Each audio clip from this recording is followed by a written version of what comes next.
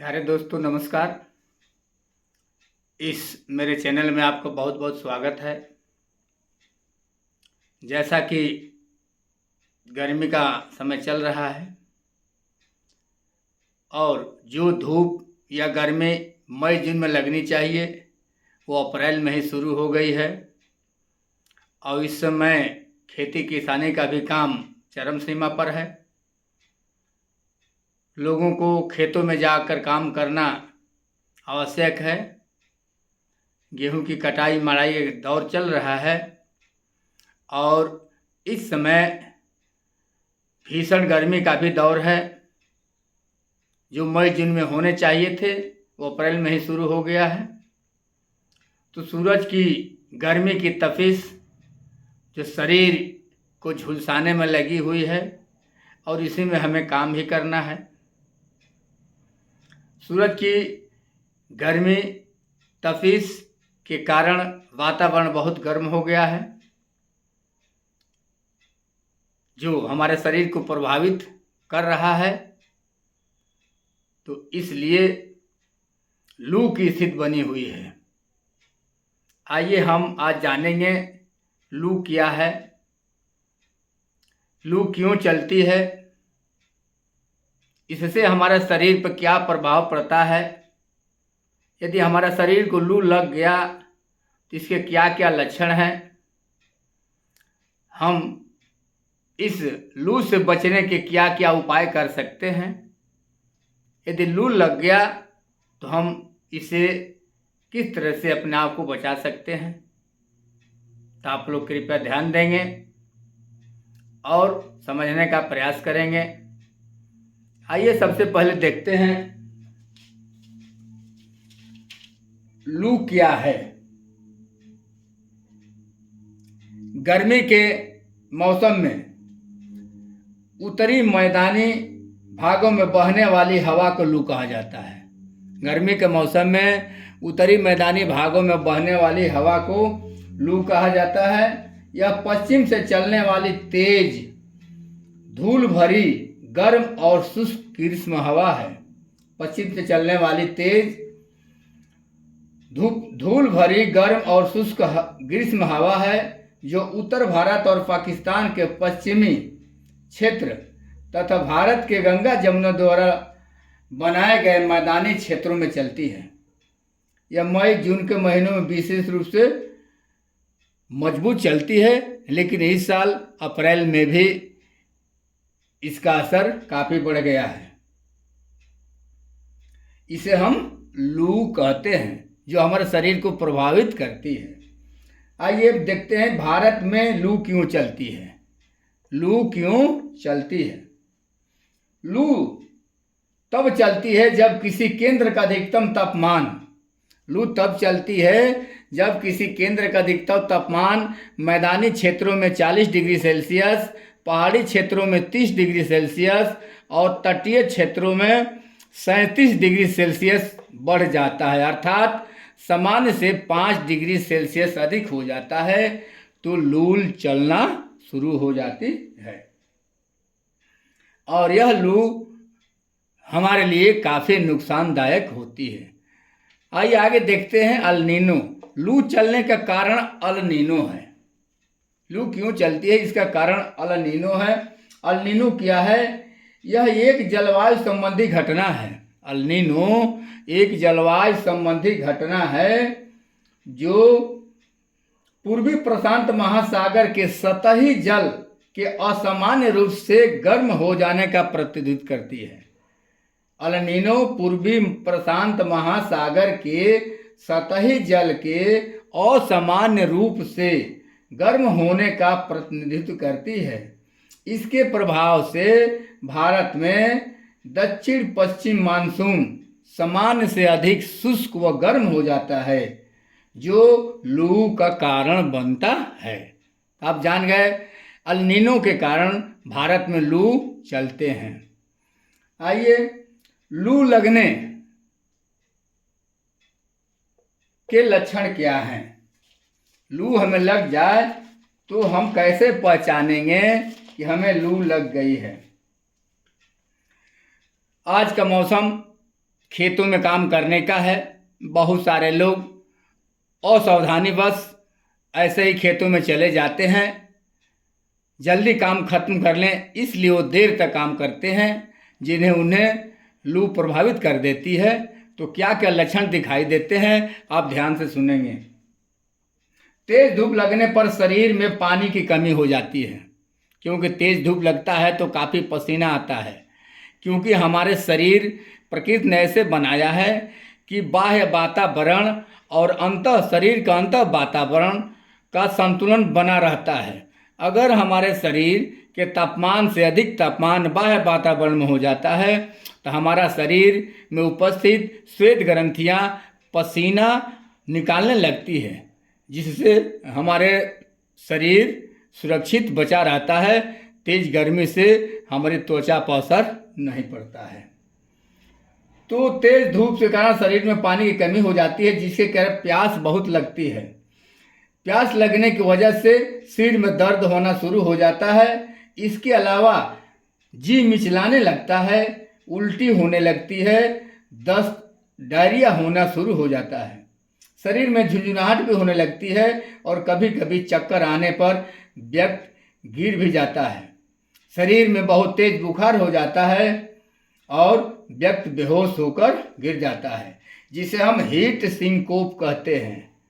Heat syncope कहते हैं। लगातार तेज धूप और गर्मी में रहने के कारण शरीर से पसीना आना बंद हो जाता है। अगर लू लग जाती है शरीर में, तो जो हमारा समय स्थित यानी शरीर को संतुलन बनाए रखने की प्राकृतिक गुण है वह रुक जाता है, अर्थात शरीर से पसीना होना बंद हो जाता है। और जब शरीर से पसीना होना बंद हो जाता है, समझ लीजिए कि खतरे की घंटी बज चुकी है। यदि शरीर से पसीना होना बंद हो जाए तो खतरे की घंटी समझ लीजिए, और हीट स्ट्रोक का लक्षण यही होता है। तो ऐसी स्थिति में व्यक्ति को तुरंत फर्स्ट एड दे करके और शीघ्र अस्पताल ले जाना चाहिए। लू से बचने के क्या उपाय हैं? अभी मैंने बताया कि आज का समय गर्मी का समय है, काम धंधा का समय है। गांवों क्षेत्रों में लोग गेहूं की कटाई में लगे हुए हैं, तो अधिक देर तक धूप में काम करते हैं। तो हमें काम करने से बच तो नहीं पाएंगे क्योंकि हमारा आवश्यक कार्य है, लेकिन हम लू से बचने के उपाय कर सकते हैं। तो हम क्या करें? कड़ी धूप में बाहर जाने से भरसक हो सके तो बचें।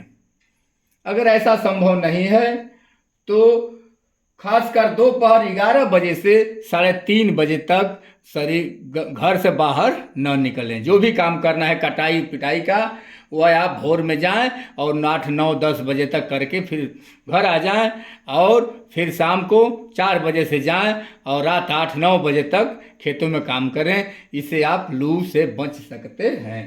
दूसरा क्या है? जब भी बाहर निकलें कम से कम 2 गिलास पानी जरूर पिएं। यदि आपको प्यास भी न लगी हो तो थोड़ा सा गुड़ जो है मुंह में डालें और 2 गिलास पानी पीकर ही बाहर निकलें। सफ़ेद या हल्के रंग के ढीले सूती कपड़े पहनकर ही बाहर निकलें। धूप से बचने के लिए सूती गमछा, तौलिया, टोपी, छाता, धूप का चश्मा और जूते जरूर पहन कर निकलें।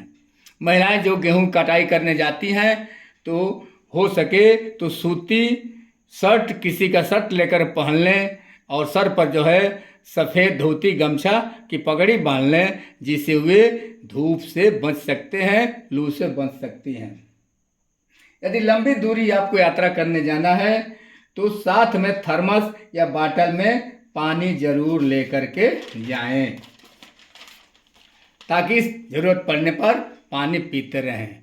अगर रास्ते में आपको गाड़ी से चल रहे हैं, दुपहिया वाहन से चल रहे हैं, तो दुपहिया वाहन से हवा भी तेज लगती है, धूप भी तेज लगता है और शरीर में पानी की कमी हो जाती है। इसलिए इसे बचने के लिए आप जगह जगह पर आप देखे हैं ठेले और खोमचे वाले जो है खीरा ककड़ी बेचते हैं, उनका सेवन जरूर करें। रुक रुक कर सेवन करते जाएं, समय समय पानी पीते जाएं, आप लू से बच सकते हैं। फिर आप क्या करें? नमक और चीनी को थोड़ा सा घोल लें और उसमें नींबू घोल डाल दें। यह एक इलेक्ट्रोलाइट ड्रिंक कहलाता है। इलेक्ट्रोलाइट ड्रिंक कहलाता है जो लू से बचने में अच्छा कारगर साबित होता है। कच्चे आम को उबाल करके उसे पानी में घोल लें और हल्का काला नमक डाल लें या हो सके तो गुड़ डाल लें और उसका शरबत बना करके 2 गिलास जरूर पिएं। बहुत सारे जगह पर कच्चा नारियल मिलता है, उसका भी नारियल के पानी का सेवन करें, जिससे लू से बच सकते हैं। जगह जगह आज देख रहे हैं, आजकल जो है लोग ठेलों पर जो है गाजर, चुकंदर, लौकी वगैरह वगैरह का रस बेच रहे हैं। आप रुक रुक करके और उस शरबत का, जूस का सेवन जरूर करें। खीरा ककड़ी का सेवन करें, इससे भी लू से आप बच सकते हैं। खरबूजा का सेवन करें, आप लू से बच सकते हैं। अब आजकल जो है एक ट्रेंड चल गया है जो श्रीफल, जिसे हम बेल कहते हैं, जगह जगह उसका भी शरबत बेचा जाता है। आप जरूर 2 गिलास बेल का शरबत पिएं। घर पर मट्ठा, छाछ या लस्सी का सेवन जरूर करें। हाँ, ध्यान दें, दुकानों पर जो मिष्ठान की दुकान पर जो लस्सी मिलती है वो लस्सी अच्छी नहीं होती है, वो केमिकल की होती है। तो वो बल्कि न पिएं, अपने घर पर ही लस्सी बनाकर पिएं, जिससे आप लू से बच सकते हैं। पुदीना पीसकर छान लें, उसमें हल्का काला नमक डाल लें और थोड़ा सा नींबू रस गार लें और उसे मिलाकर 2 गिलास जरूर पिएं, जो आपके शरीर के बहुत ही फायदेमंद होता है। खाना खाते समय सलाद का अधिक सेवन करें। खाना खाते समय सलाद का अधिक सेवन करें। खाना कम खाएं, सलाद अधिक खाएं और पानी भी अधिक पिएं। सलाद में आप क्या क्या लें? खीरा लें, ककड़ी लें, गाजर लें, पात गोभी लें, प्याज लें, हरी धनिया की पत्ती अगर मिलती हो लें और पुदीना की 4-5 कली जरूर आप साथ में खाएं। इसके बाद सरकारी अस्पताल से आप ORS का पैकेट लेकर के घर पर जरूर रखें और समय समय से इसका घोल बनाकर आप जरूर पिएं। इससे जो है आप लू से बच सकते हैं। इसके साथ अब क्या करें, कुछ इन बातों का भी आप ध्यान रखें। लिखा है कि इन बातों का भी ध्यान रखें। जैसे आप AC में जा रहे हैं, कार से जा रहे हैं, तो तुरंत निकलकर कड़े धूप में न जाएं, नहीं तो आप बीमार पड़ सकते हैं। दूसरी बात, यदि आप धूप में काम कर रहे हैं, काम करके आप घर वापस आते हैं, तो तुरंत फ्रिज का पानी न पिएं, न तभी आप शरीर दुष्प्रभावित हो सकता है और आप बीमार पड़ सकते हैं। विशेषकर अस्थमा के मरीजों को इस धूल भरी आंधी हवा में बाहर जाने से बचें, नहीं तो आप प्रभावित हो सकते हैं। बीमार होने पर आप पैरासीटामोल का उपयोग न करें, हो सके तो न करें, बल्कि आप ठंडे पानी से स्नान कर लें। जब भी आपको गर्मी महसूस हो, आप ठंडे पानी से स्नान कर लें। अगर स्नान नहीं कर पाते हैं तो कम से कम यहाँ से लेकर के यहाँ तक दोनों हाथ धो लें और ठेहुन से ऊपर तक आप पैर जरूर धोएं। मुंह पर छींटा मारकर ऐसे धोएं और ऐसे कर लें, जिससे आप लू से बच सकते हैं। यदि आप मार्केट से फल खरीदते हैं तो आजकल जान ही रहे हैं कि फल जो केमिकल से बनाए जाते हैं, उस फल को लाकर कम से कम 1 घंटे तक पानी में उसे रखें, खूब अच्छी तरह से कई पानी से धो लें और तब आप इसका सेवन करें। तो मेरे प्यारे दोस्तों, ये कुछ तरीका है हमें इस भीषण गर्मी से, लू से बचने के लिए। आप इस वीडियो को अच्छी तरह से देखिए, सुनिए, समझिए और इसे अमल में लाइए। अगर वीडियो आपको अच्छी लगे तो इस चैनल को सब्सक्राइब जरूर कीजिए, शेयर कीजिए और कमेंट बॉक्स में अपना कमेंट लिखिए, ताकि अगले वीडियो की जानकारी आपको तुरंत मिल जाए। सो धन्यवाद।